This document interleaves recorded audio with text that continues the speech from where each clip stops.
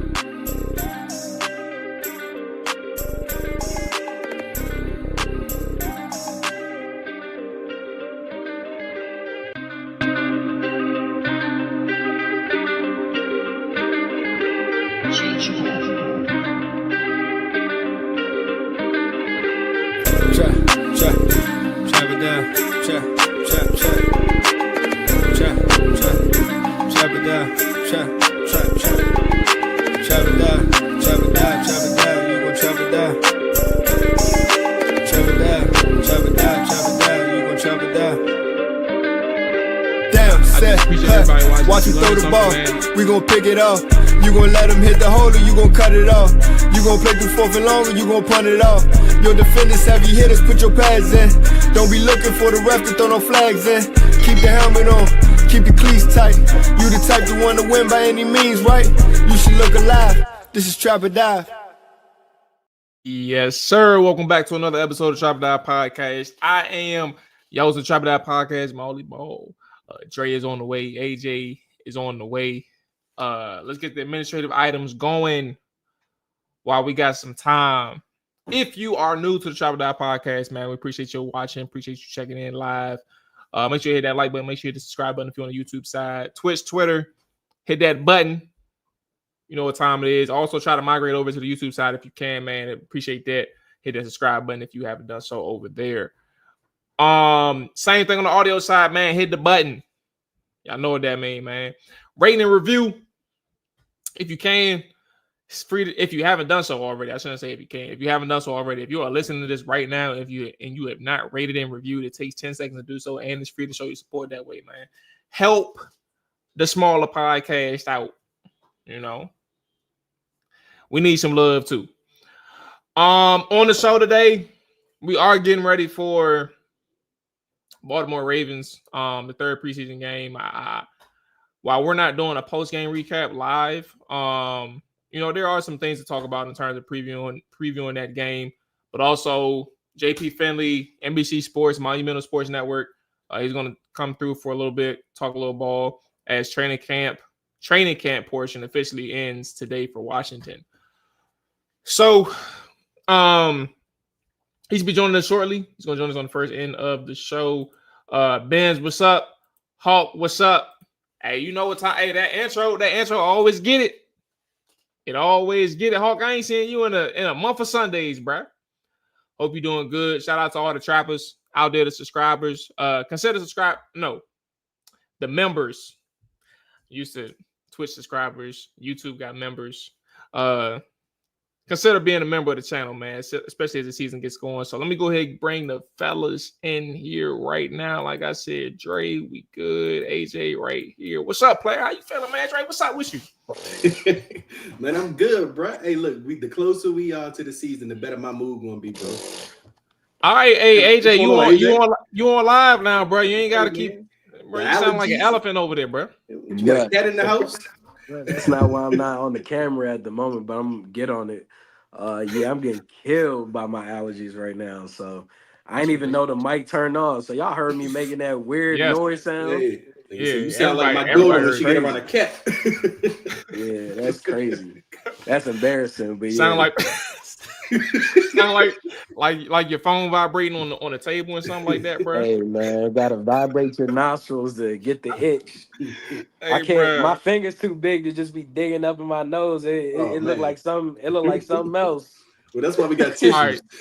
Yeah, tissues, toilet paper. But do your thing, bro. Keep that camera off because we got JP Finley joining us right now. So we're gonna get right into it. Like I said, JP Finley of NBC Sports, Wow. Oh, you turned the camera on now. All right. All right Yeah, now. because I'm done making that noise. I didn't know the mic came on. That was embarrassing. It's all good. All right, JP Finley, NBC Sports and Monumental Sports Network joining us right now. So let's get him in the show. JP, man, appreciate you joining us, big dog. How you feeling? Apparently better than he is. I know that Oh, yeah. noise, but I don't. My allergies get bad in the spring, not in the fall. I feel like that threw me off. I mean, are we in the spring or fall at this moment? Like the weather is screwing me up. That's the only time I ever feel like sick is when the weather just changes. It's like we're going from 90 to 68. It's just like this doesn't make any sense. And we still got a month of summer left. So dude, it was legit cold. So I had to get to Ashburn at like 9:30 this morning. And I have a theory that because it's like further west and out towards the mountains and like there's not a lot of trees, you know what I mean? Because you got all those fields. It's always like 5 degrees cooler in Ashburn than it is at my house. And it was legit chilly when I got out of the car this morning. But that's a good thing, though, ain't it, JP? Because when I go to Ashburn, it actually turns me off. I feel like we in a sauna just baking. Yeah, I mean, some of those camp practices are super hot, but that's, DC in August. But yeah, I was gonna ask about that's one thing with y'all. I don't know I didn't go to the camps practices at all, so I don't know if the fans had it just as bad as last year. Because like it's just like, bro, AJ, you was there, but like this is like sun just packing down on the bleachers, bro. Ain't no shade. I was gonna say the day I seen JP in the press room, it looked like he had just won the Super Bowl and got a Gatorade bag. Like it gets hot for sure. He was legit fighting for his life in the press room. Like what day was that? That was like on a Sunday. That was the first day that the Daytona one day, right? The Santana thing. Yeah, that was the first day they opened it up to the public. That was the first day Terry came out, right? Yeah. Yo, super hot, and we were all running around like chasing Terry because if you remember, he like talked a little bit, like it was pure chaos. Yeah. And then Tana being Tana, like he deserved our attention in the press room. So then we had to like run back. You're right. I was Patrick Ewing playing at Georgetown. Like, I was sweating. Like I said, man, I appreciate you joining us, man. It's been a busy schedule for everybody over there that's on the beat covering the team on a day-to-day basis. So it's good to talk to you, good to catch up. Let's kind of get through. I want to start so you've been there every day, obviously. You've seen the practices and the players and even been able to catch the narratives, good or bad. I kind of want to get like what's from your perspective, what's like true, what are false narratives, like what are some things that you can conjure up from over the past few weeks from watching practice and things like that, and even with the games, whatever narratives that did exist, what are those that are true? What are those that are false, whether it's concerns with the team or even with the staff or anything like that? Well, dude, I'll be honest. I'm not sure I know what narratives you're talking about. Okay. Yeah, hit me with them. I'm happy to. So the running back room, better off without B-Rob, or you're not losing anything if B-Rob moves on or if they move on from B-Rob. We can start there. So I think Jaden Daniels has elevated the floor of this team to 10, 11 wins. Like, I just think Jaden is the guy.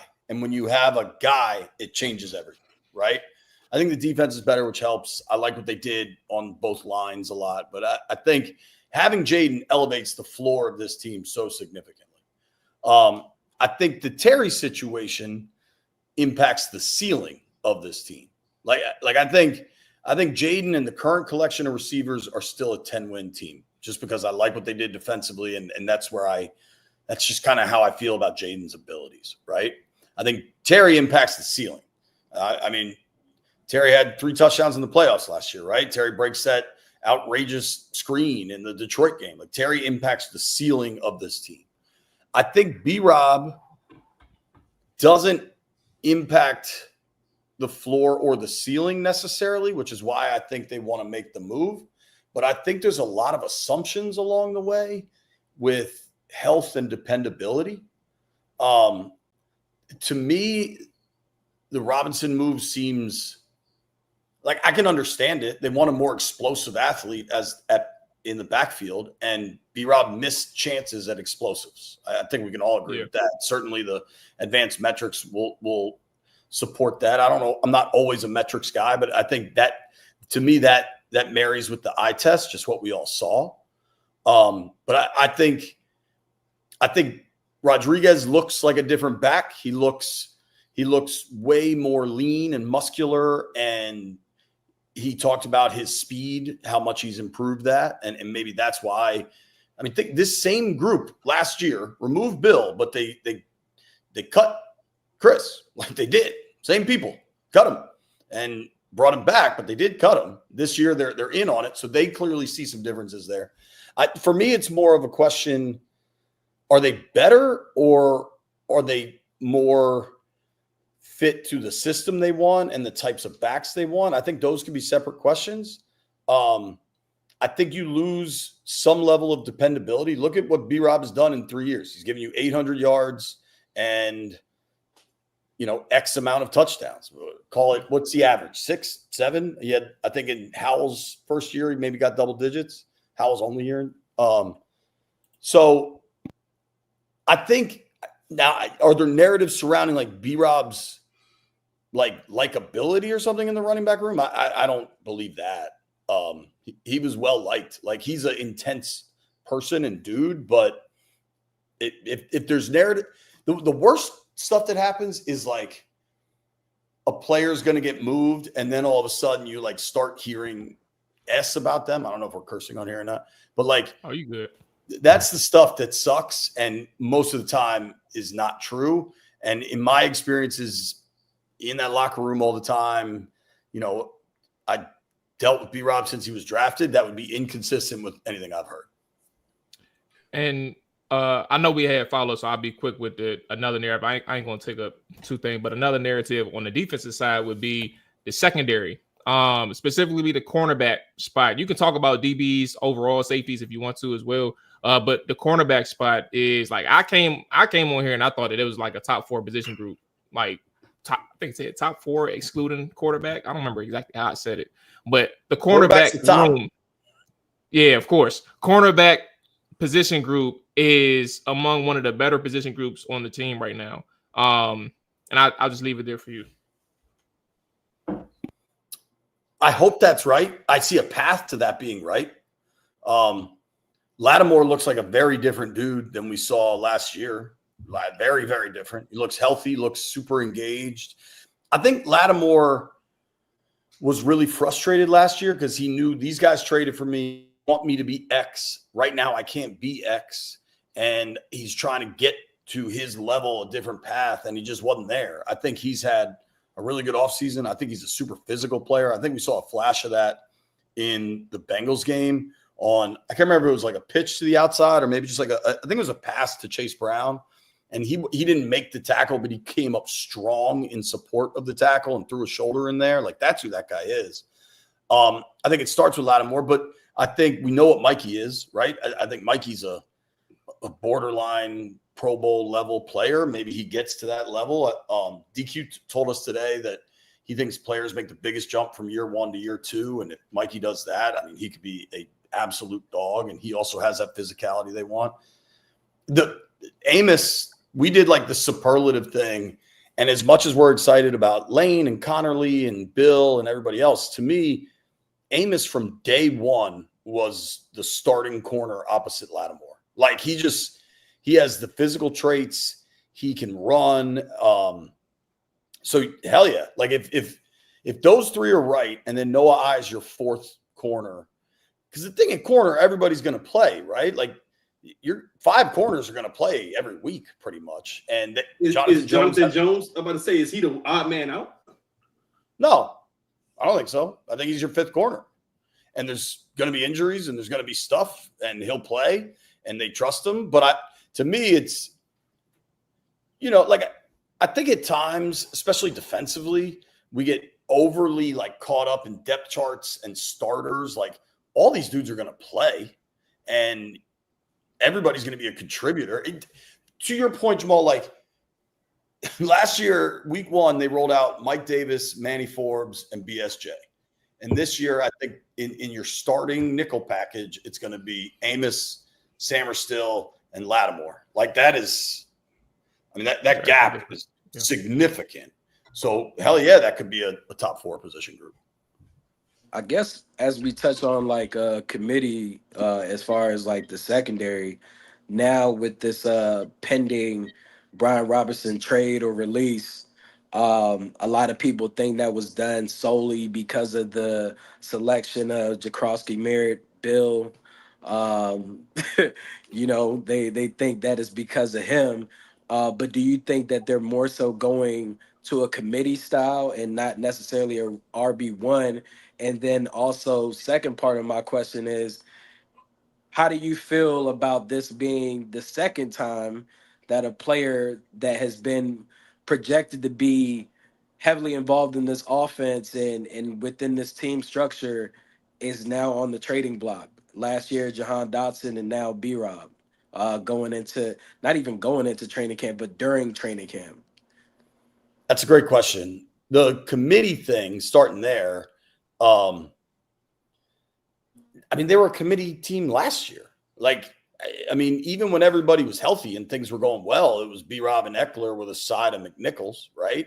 So, like, I would fully expect it to be committee again. I know that, like, Bill has become, like, the talk of fantasy, and I think that's great. I think, like, especially for guys like us that are here in the DMV and playing fantasy, like, on a personal level, like in my league with my boys from home, like, I'm hoping Bill goes too early and I get C-Rod 3 rounds later, just because I don't think it's that cut and dry. We've also seen Bill get dinged up in that Pats game, miss that, burgundy and gold scrimmage. I don't know. I got to go back and look at my notes, but I think he might have been in a non-contact today, which I find interesting. This is a young dude, and you can look at it 2 ways. Like, he's super fresh because he didn't get work last year, right? And he should be super fresh. But this is a young guy that hasn't really played in 2 years that is going into a 17-game meat grinder, right? Like that's, you're asking a lot. So I think it's going to be a committee for sure. As far as the trade thing, that's a really interesting question. Pause. I feel like we're all kind of dropping. Pause. All right, AJ. Oh yeah, he was just trying to make sure you was right, JP. But do your thing. I get it. I've learned the pause game working with Jeff. You got to be ready to get paused at any moment. That's a really good question, and I think it speaks to. I don't equate the 2 situations with Jahan last year and B-Rob this year. But on the surface level, it's reality, right? Last year with Jahan, you were able to get a real asset. You know what I mean? Like, you get a 3rd rounder for a guy that they didn't see the fit for what they were building. The asset, if they can trade B-Rob, is going to be conditional 6th for B-Rob and a 7th. Like, I think what you net there is going to be pretty low. And sadly, I think that's more of an indictment on the way NFL running backs are treated. And then the way NFL trades are really predicated on contract structure. So, like, B-Rob's in the last year of his deal. Like, the dude that the Saints traded for, which seemed like a crazy overpay. But you get 3 years of contract. Yeah, Vele. You get 3 years of contractual control on a guy with some real athletic tools. Like, I think it was an overpay, but I can, like, at least wrap my head around the comp. The B-Rob thing, I think it's easy to be like a linear, okay, they drafted Bill, he looks good, they can let B-Rob go. I think the emergence of C-Rod and kind of what he's done throughout camp is a bigger factor there than is being discussed. Did it catch you by surprise over the weekend? The news, yes, like leaking from Jordan. So I want to credit Ben Standig was saying this last week, and me and B had him on the show, and I said then what I'm saying now. Like, I knew in November the frustrations over the lack of explosives, over the we thought there was more on the field than we got kind of thing. But at the same time, I thought like the dependability of what you do get would carry the day, and clearly it didn't. So I think it also speaks to one thing that is really hard to balance, but I think Dan Quinn does, is that the brotherhood stuff is very real. And I know you guys know a lot of these players. Like, I know you know how they buy into that. But the flip side of that is the brotherhood is also striving to be cutthroat as hell and push this team to win the most they can. And I think that's where there's a very healthy separation of church and state between the way Peters is running the front office and DQ's in charge of that locker room. And I think it kind of speaks to, we're going to try to get better every day, no matter what, even if it hurts some feelings, and we'll be honest about it. And I think this situation is probably hurting some feelings, Brian's especially. Yeah. But, I think they've been honest with him. I think that's why they're being relatively cool about the excused absences. But dude, it's a great question. Like, they're clearly comfortable with shaking things up in August. I mean, we've seen it 2 years in a row. I wonder if those B-Rob tweets now were not necessarily directed at the fans and more directed at the team, because he was tweeting in the offseason before training camp started. And I don't what he say. Yeah, I gotta look it up, but he was on the stay on that side if y'all doubting me type of deal. I gotta find the words that he used, but he was kind of going crazy, and people thought he was talking about the fans, which makes sense back then. But like, I wonder if he knew more back then, as opposed to like us finding out now that they really didn't, or they thought that now they can do better without B-Rob. So I don't know. It's just a random thought. That's no, dude. It's really interesting. But what I keep going back to is we were in New England, I think 2 weeks ago tonight, maybe 2 weeks ago yesterday for the joint practice. And the vantage point, I got to like sit up in this elevated area, which was actually worked out really cool because I basically had all 22 on both practice fields. And everybody got caught up when the Skins had the red zone drills against the Pats ones. They got stymied, right? Like the offense bogged down in the red zone.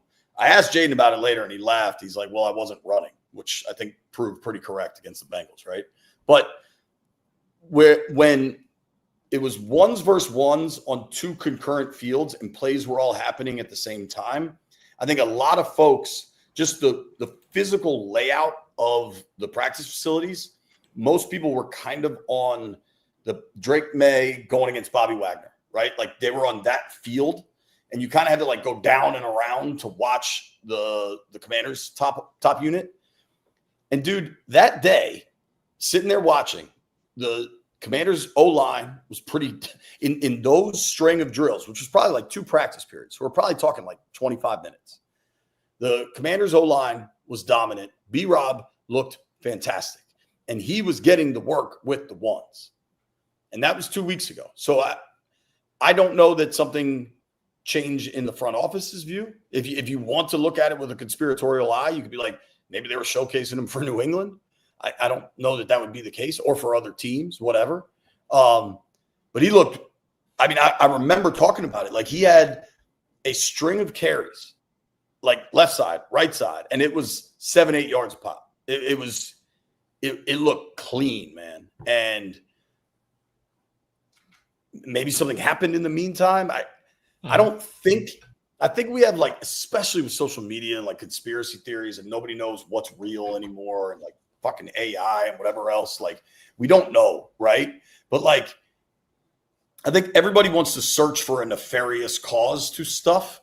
And I think it might just be, he's going into his last year. He's probably not in our long-term plans. Maybe we make this move now. We like the guys for Cliff's system that are here better. Like I don't know that there's more to sometimes it. But I'm not ruling it out. Yeah, sometimes shit is just what it is, and it's always a number game, as you know. So yeah, I think it's just interesting overall. But honestly, Totally. I mean, with the B-Rob thing, it's just a matter of we're looking for a reason. They just probably like the guys better that's in the room, or at least for what they have in their system. I mean, JP, I'm sure you heard Dan talk about it last week when some guys they asked what was the strongest position groups on the team. Dan Quinn's first response was the running backs before he went into other positions. So they really like what they have in that room. And I just think that makes them feel comfortable probably about moving on from a B-Rob. So, I mean, that's my thought on it. But, I want to kind of move on from that and talk about the other elephant in the room. Real quick, Trey, I tend to agree with you. And, dude, going back to mini camp, Eckler is a veteran. Eckler is smart. Eckler doesn't say stuff that he doesn't mean. He might not offer his full opinion, but if he says stuff, he means it. And he said something in minicamp that stuck with me when he said, like, I've never been part of a running back room this big, because I think they had like 8 backs at one point because they have Kaz Allen in the running back room now. And he was just like, there's a lot of good players here. So I think they like what they have. I don't think there's more to this, but I'm not ruling it out, dude. Who knows? 2 months from now, Rossini will have some information. I don't know. Look, no, I mean, I agree with you, but I want to talk about kind of the receivers and not even on like the Terry McLaurin contract situation or anything, because for me, I'm assuming Terry's playing. Like, I mean, he's going to play this season. I just don't see any upside to him not playing or even sitting out any games. But assuming that he's playing, one of the things we've kind of heard throughout this offseason in his absence is that the depth behind him hasn't kind of stepped up. Now, granted, Noah Brown, he's been out with injury, but then you have Debo, who has obviously been spectacular, listening to you all talk about him. Jalen Lane, who's kind of emerging. And that's one of the things, too. Like, Dan Quinn, I think, was mentioning him playing on the outside, and I was kind of looking at him from the slot.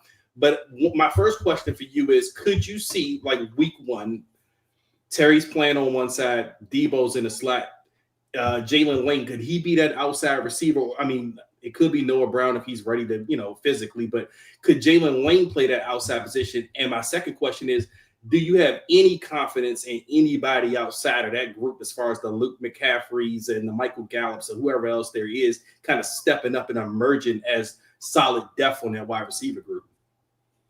It's a great question, and it's by far – in the no Terry, no Noah world, it's by far the weakest position group. Like, if you're talking depth, right? Like, a 4th round rookie in the no Terry, no Noah world is clearly the second best wideout, like, through a month of camp. And that's Lane.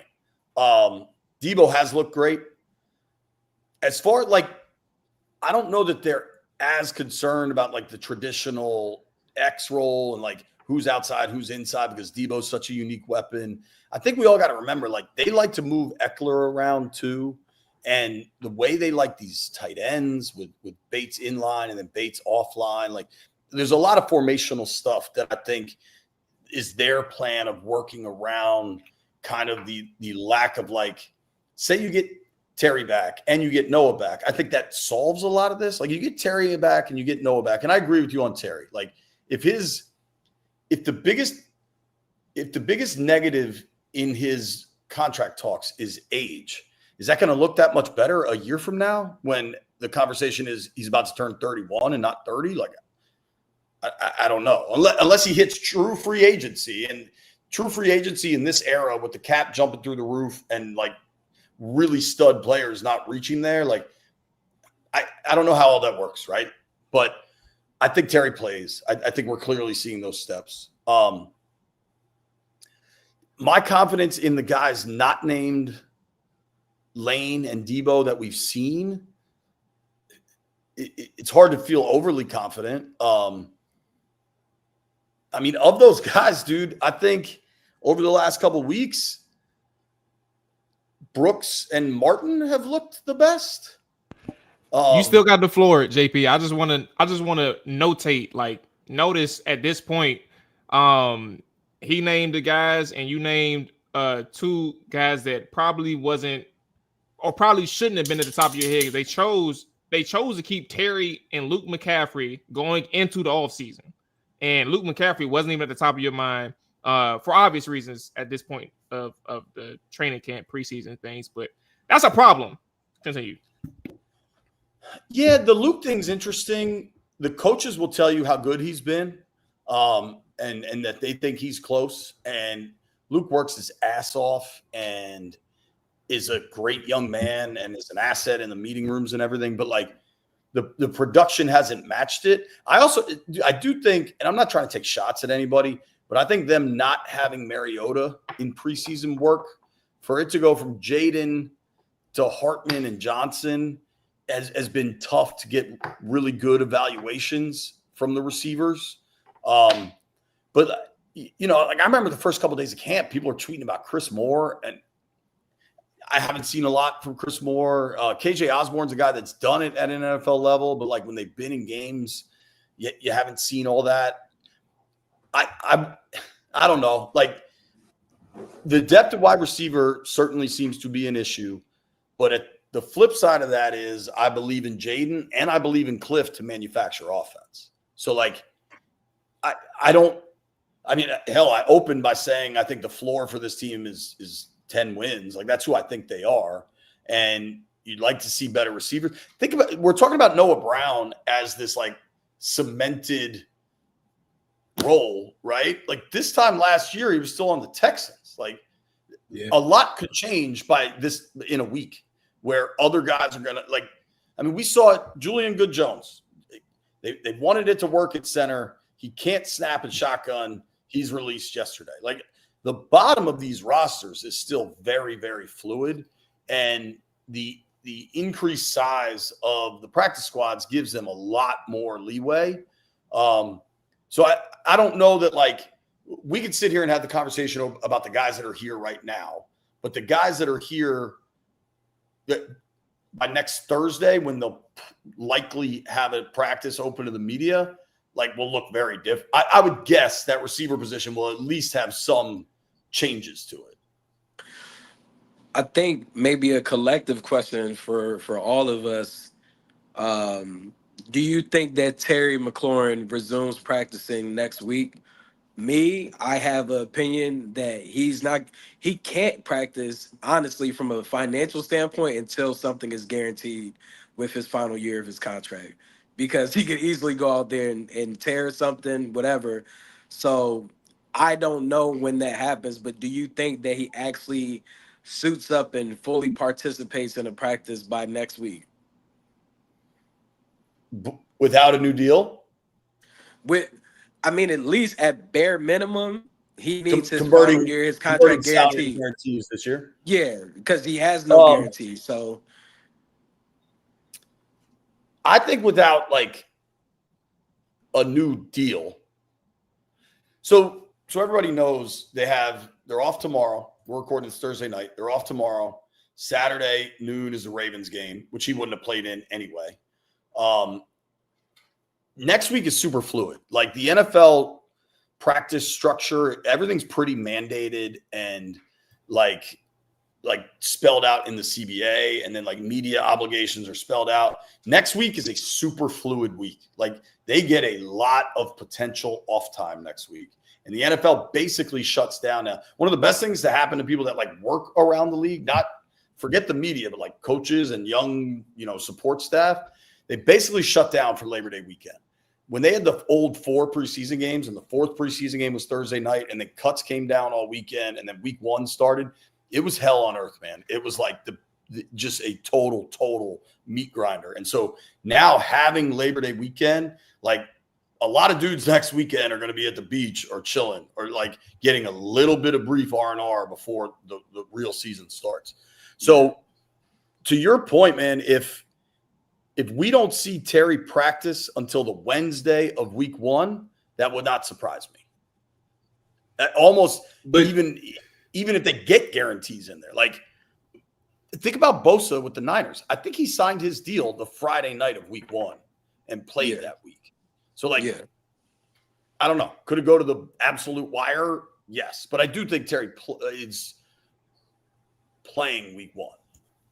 And my thing is, JP, and me and AJ were discussing this yesterday, and AJ is right. Like Terry doesn't have to practice if he doesn't have guarantees. But at the same token, when does the team take the kid gloves off with Terry? Because they've been actually really accommodating to him during this whole holdout process. Like any other player is cut, fined, or traded by now. But Terry, they played along with the ankle injury. I'm pretty sure there's nothing really there as far as injury goes, but they've let that go on so he doesn't get fined, so he doesn't get in trouble. But if this lingers any longer into the season, and we already heard Cliff kind of sound frustrated when he came out and said, we got to get this guy out, or these guys out there and practicing.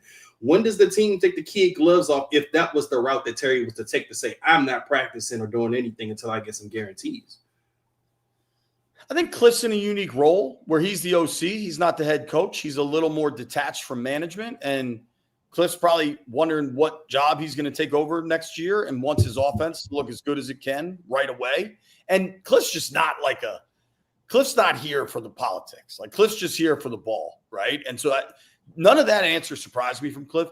But, dude, just to push back, just to question that a little with the kid gloves treatment, like, is much of this different than what's happening with Hendrickson or Parsons or what happened with Ayuk last year? Like a lot of times these things go to Labor Day weekend, and they can get fined. Like, could there be tougher talk?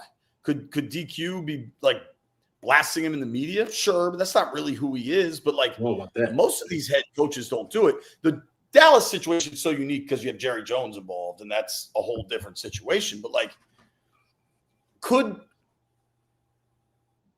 the organization have played this harder? Yes, but I'm not sure that's the norm either. No, I'm fine with that, JP. I'm just saying, like, if it lingers. I mean, you don't want if it gets into the regular season, yes. That's a different ballgame. I don't think it will, but I agree with you there. Yeah, but then it still hinders the team because now the things that you could use are now going to penalize you even more. You're forcing a guy to sit out 4 or 6 games.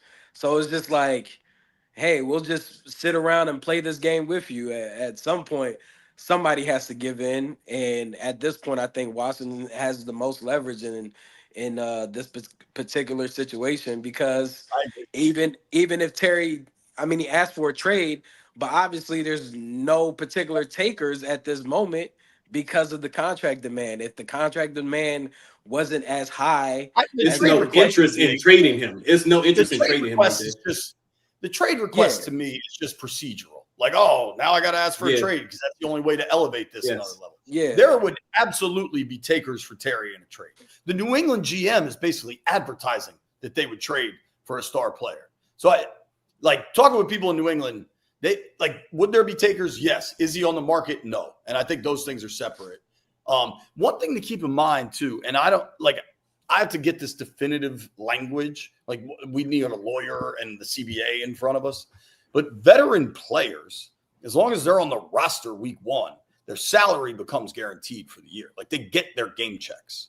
So like, I don't think now there's bonuses and there's all sorts of structure. And if you're Terry and you start playing and you're going into the last year of a deal, to your point about guarantees and everything, it gets way dicier if there is some sort of injury, right? Like, that's a thing. But like, as far as his money for this year, I think we get to a point where he's getting that kind of regardless, but I don't think that's what this is about.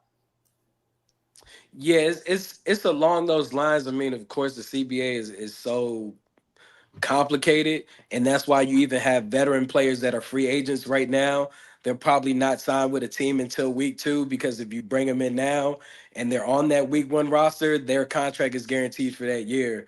So I think there's some reason, like, some teams will be in touch with veteran free agents right now and be like, yo, we're going to call you, September week 2. 8th.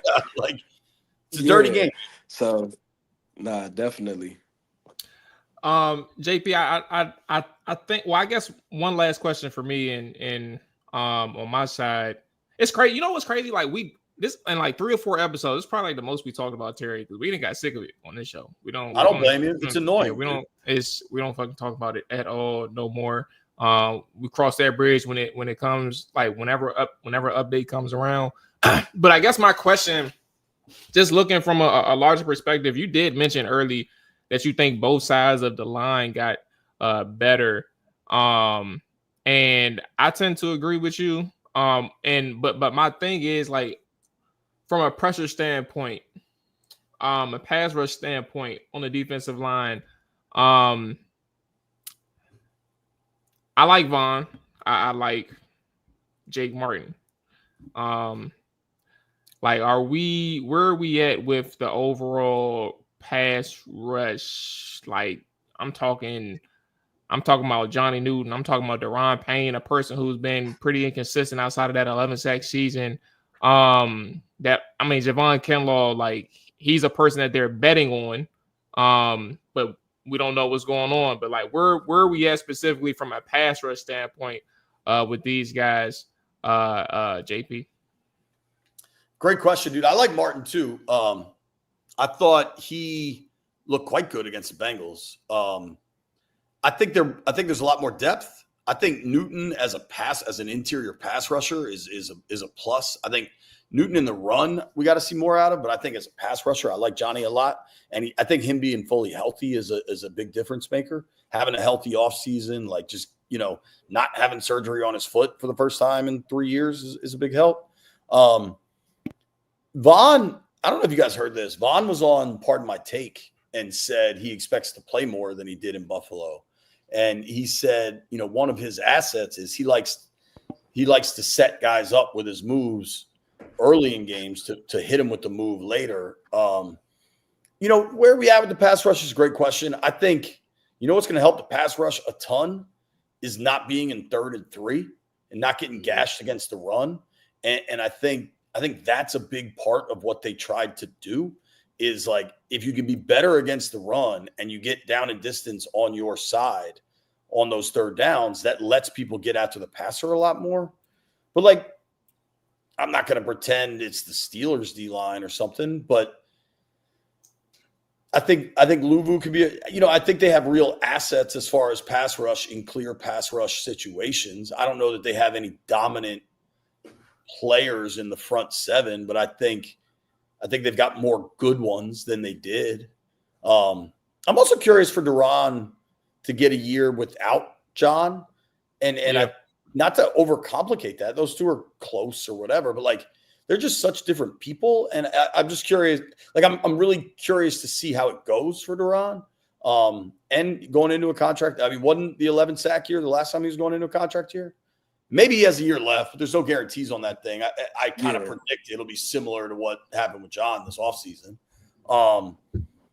So, if it's like we were talking about best and worst position groups, I think that D-line is somewhere in the middle, right? But I think it's more in the mold of what they want, and we'll see if what they want is correct. And I think they'll be better against the run, which should help kind of everything. And JP, not to put you on the spot, but this might be a bit of a tough question. Now, my thing for you, it's a prediction, and this doesn't have to be on a scale of a B-Rob or anything, but do you have a surprise cut in lieu of cut day that's coming around the corner? I hate these questions. I don't know. Like if KJ Osborne gets cut, is that a surprise? No, that's a guy. Not at all. Yeah. Okay. Yeah. That's what I'm saying. It might be a tough question, but I know you're out there watching these guys a lot. Hey, Drake, we can help him out. Let's say Luke McCaffrey. There you go. That'd be a surprise cut. Sure, that would be a surprise. I mean, he was a top 100 pick a year ago, right? I would be surprised, but if it's a straight bottom line, what has happened in this camp? The Luke thing is interesting because the flip side of this is like when the B-Rob discussion started happening, I'm like, all right, well, like, why do you have to do that? And so that would be my question with Luke. Like, who is forcing themselves on the roster that you have to get rid of Luke and not give him more time to develop and bet on the upside? And two dudes, Cliff and DQ today with us, have talked about how much growth they've seen in Luke. So maybe they're seeing stuff that the box score doesn't show so far. I mean, I don't see Luke getting cut. Could it happen? Certainly. The B-Rob situation caught me off guard. So like, I don't want to pretend to tell you anything definitively. I'm trying to think of somebody else. Sam Hartman. Is that a surprise cut? Unless the Nah, guy he's was joking. He's trolling. I'm just being facetious. Maybe somebody from the safety group, because I'm thinking made- Jeremy Reed has leapfrogged someone, hasn't he? I mean, as far as like his position on the depth chart, he's coming up on that third safety spot. Yeah, maybe Percy That Butler. was Percy Butler at one point. They I just don't gave think they're gonna Percy an sign him. extension. Yeah, they gave that man an extension. Yeah. Oh, yeah. I mean, so Quan, obviously, Harris, Revo, Percy, Tyler Owens. I think Tyler Owens is pretty good. I think they like him a lot. Yeah. So, like, after those five, you know, if you want to say whoever, like, to me, I mean, let's count 10 DBs, right? I just named the 5 safeties, and then Lattimore. Your five cornerbacks: John Jones, Lattimore, Sanford Steele, Noah Amos, Noah. Yeah, like that's 10 DBs. I think they said. If one of those 10 got cut, I would say that's a surprise for sure. Yeah, agreed. I mean, we can go. It's almost easier to go through the position groups and like try to build the roster out. Luke would be. I don't know. Oh, what I think about Luke Eddie Goldman? Has he shined much this off season from your man? I mean, I know he was brought in. I ain't seen shit. I haven't heard much from Eddie Goldman. That could be a surprise cut. I don't know that counts as a surprise cut, but that wouldn't shock me. He honestly, I'll be honest. The first time I wanted to go see Goldman, he was skinnier than I expected. Like he was slimmer than I expected, and maybe, you know, that was what he played at. But like I was thinking of like a pot roast type fellow. Mm-hmm. You know what I mean? And that's not who he is. Like I can give you guys, I think, could make the roster, especially on the D line. Let's do that. Like the thing that I can't stress enough is that like the way the team considers it is a 70-man roster. The fact that you can have vets on your practice squad is an absolute game changer for cut day. Like it changes dramatically the balance of young and old on your roster. Like that change the NFL made has changed a lot when it comes to cut day. But if you tell me Carl Davis, Sheldon Day, Jalen Holmes are still in the building, like I'd almost expect that. So I don't know what that means elsewhere, and some of that might be practice squad. But like I think Holmes and Davis have been good. So I don't know. I mean, you can start backing out the math from there, but they got decisions to make, certainly. I think Quan in the chat said it. Like I think Brian Robinson was and is probably the only surprise. I think that's probably going to be the only one. The way things are unfolding right now. So I think that. And let's be real, that's a big ass surprise. Yeah. That is very from where we were 6 weeks ago. Yeah. All right, hey JP, man, I appreciate you for giving us your time, man. I know, like I said, it's a busy time for everybody over there that's on the beat. I know you do your thing on Monumental and NBC Sports, but I want to give you the floor as always, man. Just let everybody know what you got going on, and hopefully we can talk to you during the season. Yeah, man. Thank you, fellas. Take care. We'll find out who the surprises are next week. Yes, boom. There it is. Man. Get all right, some man. Relaxation in, man. Good luck. All right, man. There it is. See you guys. I'm gonna just text you. Yeah, do your thing. Take care, JP. JP Finley, NBC Sports, Monumental Sports Network. Let's go ahead and get us back in the overlay. There we go. Okay, cool. All right. Good conversation. I wish we could, like Terry and B-Rob, for obvious reasons, is gonna take a majority of the conversation, but still we got some good perspective from him. So. Yeah, got some good perspective from JP with other positions as well. All right, so look. Hey, can I ask y'all a question? What you want to know, bro? Did y'all think it was going to be a smoother offseason and training camp?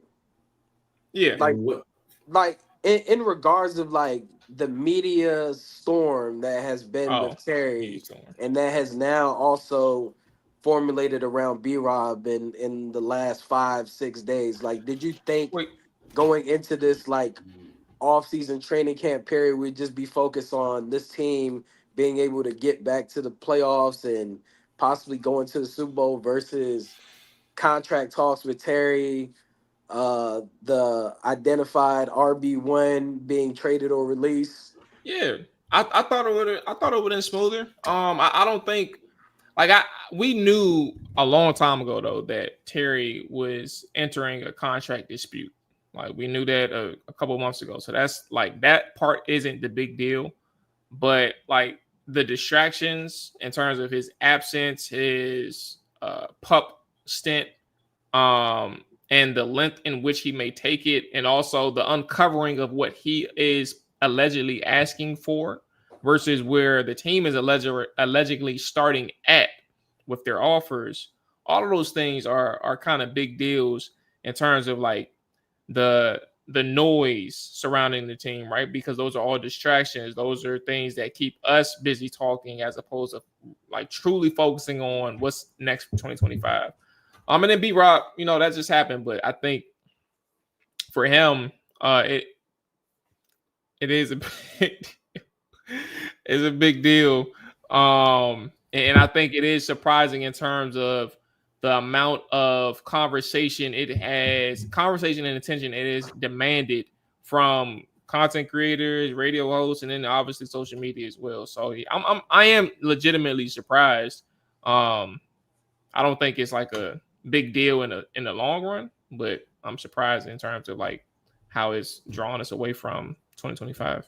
Well, for me, I mean, the only thing surprising to me is how long the Terry thing is drawn out. I mean, we knew it was going to be some slight drama with the contract thing and when it gets done. I mean, I thought it would be done a lot sooner than this. It hasn't. I still think something's going to give.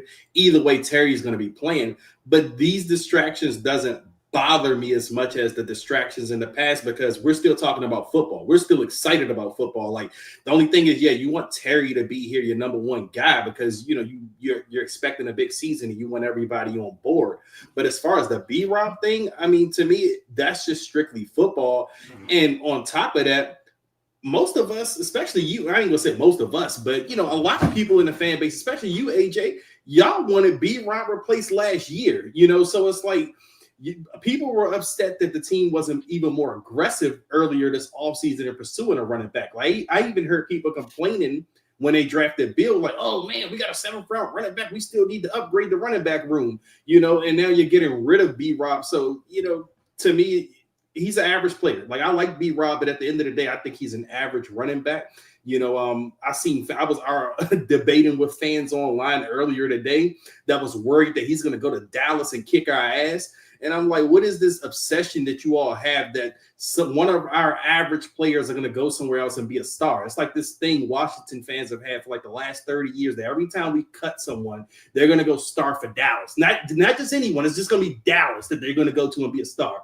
So, I mean, no, it doesn't bother me. Like I said, yeah, the Terry thing's a surprise, but at the end of the day, it's still football. We're still talking about football. We are still excited about football. And honestly, I can attribute a lot of that to having Jaden Daniels at quarterback. Like Jaden Daniels gives us this sense of security that even though there may be a couple of small fires burning around the barn, we still got this guy right here that, he's got us. He gives us that safety and that security. Now, you don't want Jaden every year going out there having to put the team on his back and have this heavy load or whatever, pause.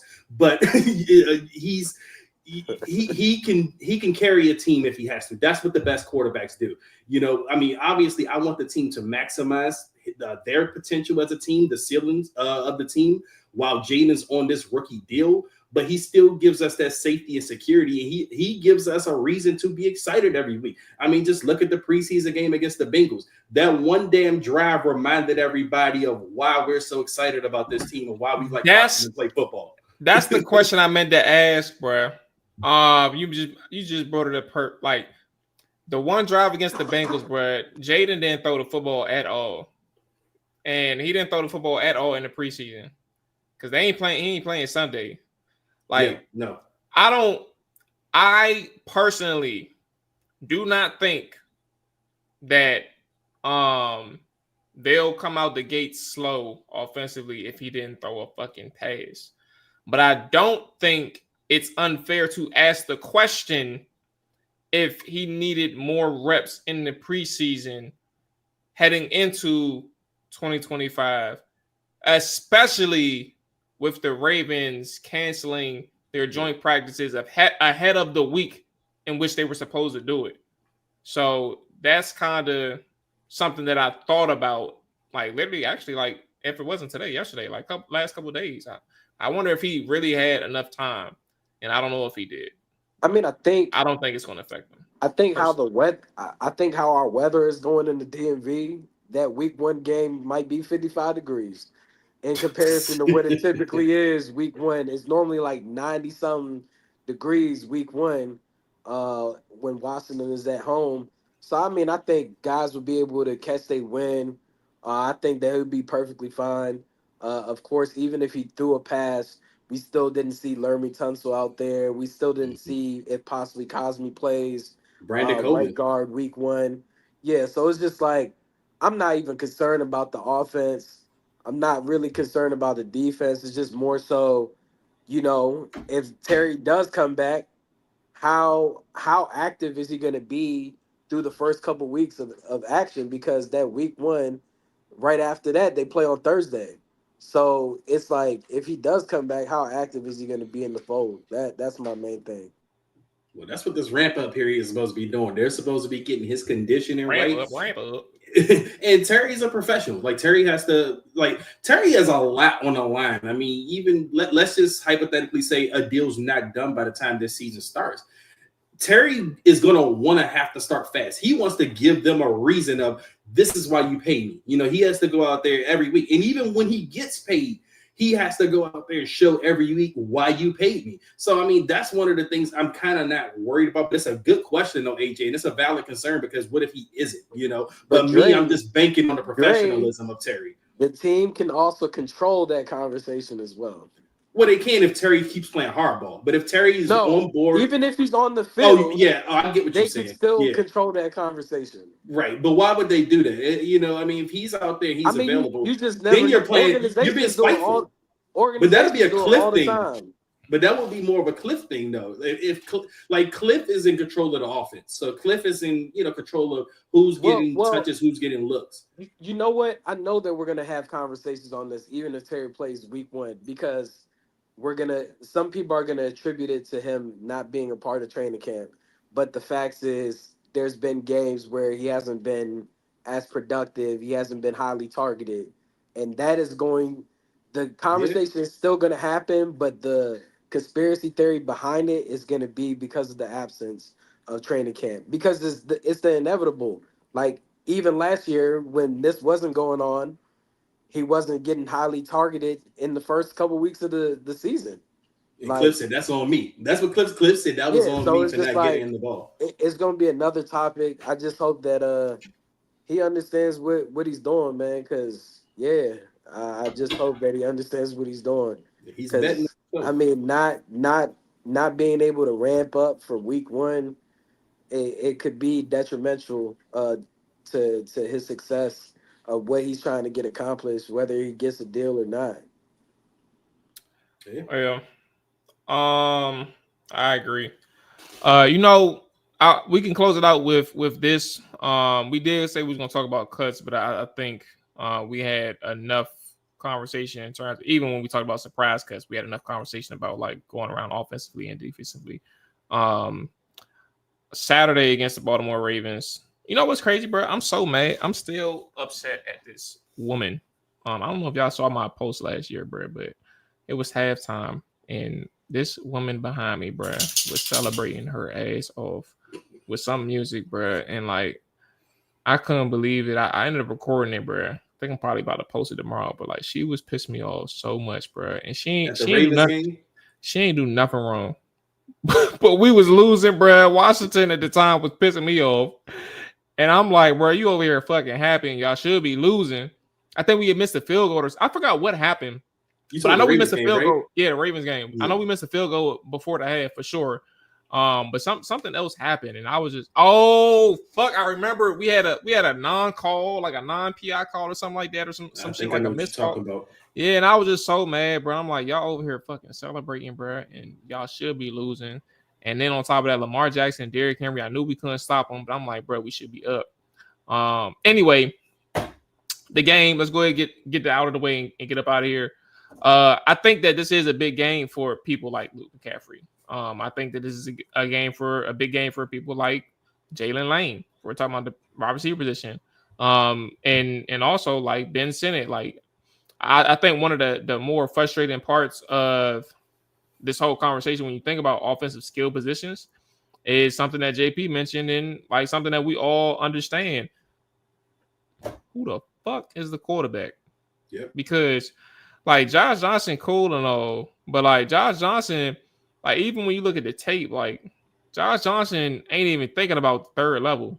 He worried about them curls. He worried about them intermediate jumps. He worried about them short passes. He ain't even thinking about throwing deep. Like he just wanted the ball out of his hands. So like that's a whole conversation in itself.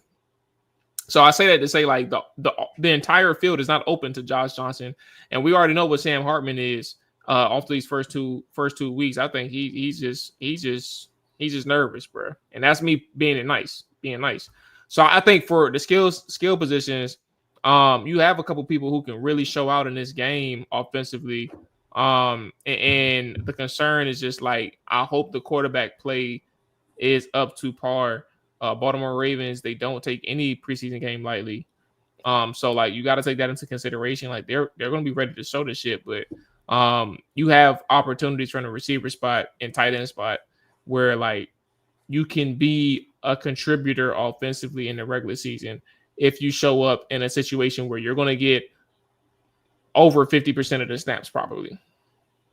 Yeah, and that's the thing I'm worried about. Like, I don't even know if I can honestly say it's a big game for the receiver group just because, I mean, I watch you guys, Mual and Nick Ackridge and all of you guys that post the film, and Luke McCaffrey and Jalen Lane, they're open downfield and they're just not getting the ball, you know? So it's like, how do you kind of properly evaluate those guys when the quarterback just doesn't have the tools or even the wherewithal to get them guys the ball at this moment? So that's why I'm kind of like, Luke's not going to get cut because obviously, if you all can see the film, the coaches are seeing the film as well. Like he's doing his job, but the quarterback is just not getting him the ball. So it kind of sucks, like JP said, that you don't have a Marcus Mariota out there to kind of mitigate that. Like Marcus Mariota, he can do that. He can get those guys the ball. He's an experienced vet. He's your number 2 guy. He can help you evaluate those guys a little bit more. So I do worry about that from the standpoint that, yeah, you're not going to – I don't know if it's a big game for them from that standpoint because they can't control the fact that they can't throw themselves the ball if they're doing their job.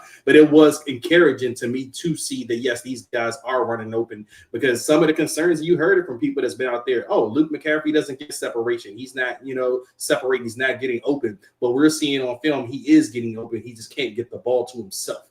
So that's one of the things. But I do want to see some of the guys emerge, maybe the running back room, because I do think there's a question now. Obviously, considering with B-Rob on his way out, you have C-Rod, who we've been talking about. You have Bill, obviously. Now, who's going to be that third and fourth back? You got Jeremy McNichols. You got Demetric Felton, who I think has actually been pretty damn good from the little bit I've seen of him this summer. And some others have also noted him as well in training camp. So I want to know who emerges as that third back. Like, that'll be interesting, because that's a position that's not dependent on quarterback. These guys can control their own destiny. So that's probably the one position group I'm going to be paying attention to, because if this team is going running back by committee, and some of the people are actually worried about Bill's, perceived health, maybe they don't know if he can withstand 17 games. And if you're getting rid of B-Rob, all you have is Eckler. What else do you have in that room, and who's going to show and be that third guy on the team? So that's what I'll be looking for, at least in this last preseason game. And defensively, I think the linebacker room is going to be interesting. And it's crazy because Jordan McGee, I don't know if he's playing. I would hope he's playing in his last game. But Is then he practicing now? Yeah, I think he came back. Okay, I think he came back. But the undrafted free agent, I forgot his name. He has like a island name. Oh, Kale Aho. Yeah, him. The dude that played with Philly. Linebacker. What's his name? Yeah, linebacker. I know Nick. Nick. AJ, you know his name, bro. Dude that played with Philly. Duke Riley, not Duke Riley. Yeah, Duke Riley. Yeah.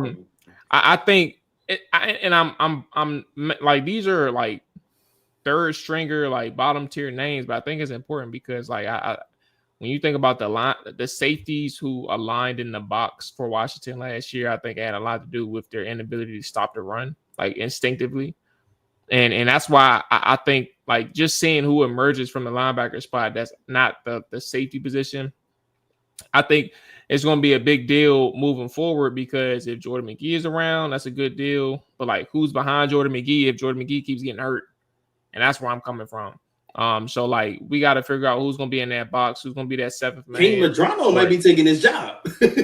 maybe him too. Like, and I think that's a good deal.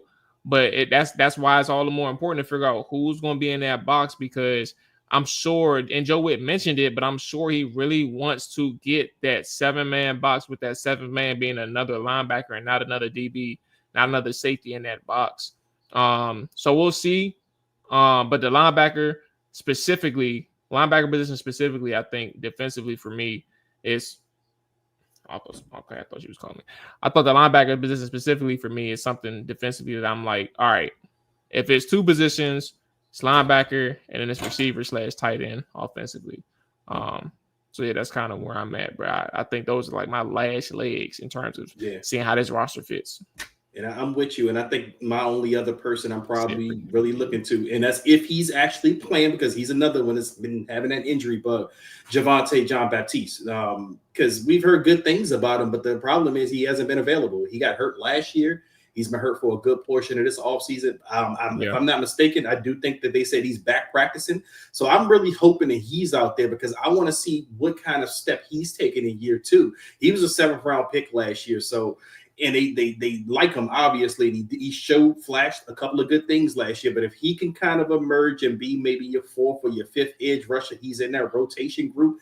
That's another 7th round pick that they possibly hit on because I'm already kind of counting Bill as a guy that's going to be a good 7th round pick for this team. So 2 years in a row of having 2 7th round picks be kind of good, solid contributors in your team. I mean, that's a sign of good drafting by the front office. There it is. All right. So that's going to wrap it up for this show. Schedule-wise, again, no post-game recap Saturday. Enjoy your Saturdays, man. Shout out to AJ. I never had a day or a weekend where AJ would hit my phone or I would hit his phone and figure out what we got going on for the weekend. And like we made some moves or we planned some moves and that shit didn't work out. Like it always works out. Because like last week, somebody that I won't mention, that's the other co-host on this podcast, stood me up for a basketball tournament. Hey, so we didn't make moves. So I don't even know what's up with this dude. I don't even think we friends for real. Honestly, guess what? I was just about to ask you, both of you all, what's going on tomorrow? I am 100% free tomorrow. 100%. Man, I'm not even joking. That's all I'm doing. See, man. All right. So, hey, look. So, I got a fantasy football draft on Saturday night, but I mean, other than that, I feel better tomorrow. I'll step Saturday night, bro. Yeah, but that's just it's just all right. Well, I mean, look, if we can plan something for real, cool. I'm going bowling with, you know what I'm saying, somebody, but after that, bowling is 2 hours. That's it. That's all bowling. Yeah, that's what I'm saying. Like after that, like if we can schedule some, I'm out the door. Where you going bowling at? Maybe me and Dre come watch. Only if he got extra company coming through. If you know what I mean. We'll talk offline. That's a bet. But nah, for real though, like we need to if we're gonna make something shake tomorrow, let's go ahead and make something shake tomorrow, bro. Because it ain't about to be no late night bowling. I'm trying to get out there jump by like 9-10. So I can go ahead and get the fuck on with my night. All right, that's gonna wrap it up for us again. Like I said, no show Saturday. We're going to try to get an NFL insider on Tuesday. More Terry talk. Not even going to hold you. If we get him on, it's going to be more Terry talk. But it's from a national perspective, a person who got sources on both ends, Commander side and Terry side. We're going to try our best to get him on. Cross that bridge when we get there. And then, yeah, we good. So enjoy y'all weekend. Stay safe. All that good stuff. We up out of here, man. Peace.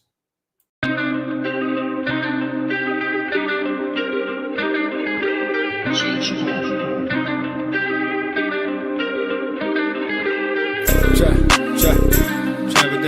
trap, trap, trap, trap, trap, trap it down, trap, trap, trap, trap it down, trap it down, trap it down, you gon' trap it down, trap it down, trap it down, trap it down, you gon' trap it down.